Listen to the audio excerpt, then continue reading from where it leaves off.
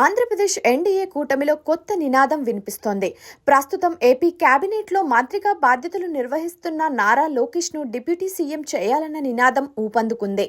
ఈ డిమాండ్ చేసింది కూడా ఎవరో కాదు, టీడీపీ రాష్ట్ర ప్రధాన కార్యదర్శి హోదాలో గల మహాసేన రాజేష్.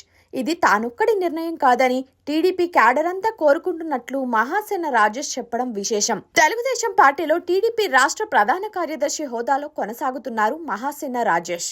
ఎన్నికలకు ముందు తెలుగుదేశం పార్టీలో చేరిన మహాసేన రాజేష్ పలుమార్లు వివాదాస్పద కామెంట్లు చేసి సైతం వార్తల్లో నిలిచారు.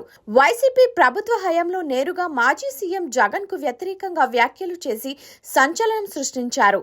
అటువంటి మహాసేన రాజేష్ తెలుగుదేశం పార్టీలో ప్రస్తుతం కీలక పదవిలో ఉన్నారని చెప్పవచ్చు. తాజాగా మహాసేన రాజేష్ చేసిన కామెంట్స్ ఏపీలో హాట్ టాపిక్ గా నిలిచాయి. అది కూడా తాను చెప్పిన విషయాన్ని CM Chandrababu Naidu, deputy CM Pavan కళ్యాణ్లు పునరాలోచించాలని కూడా కోరారు. మహాసేన రాజేష్ మాట్లాడుతూ, ఎన్నికలకు ముందు యువగళం పాదయాత్ర నిర్వహించిన మంత్రి నారా లోకేష్ ఎన్నో ఇబ్బందులు ఎదుర్కొన్నారన్నారు. ఉన్నత చదువులు చదివిన రాజకీయ నాయకుడిగా పేరుగాంచిన నారా లోకేష్ కు ప్రభుత్వంలో సరైన ప్రాధాన్యత లేదని మహాసేన రాజేష్ అభిప్రాయపడ్డారు.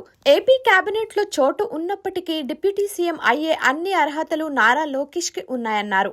ఎన్నో అవమానాలు ఎదుర్కొన్న నారా లోకేష్ పార్టీ కోసం ఎనలేని కృషి చేశారని, అందుకే 134 ఎమ్మెల్యే సీట్లు వచ్చాయంటూ రాజేష్ పేర్కొన్నారు.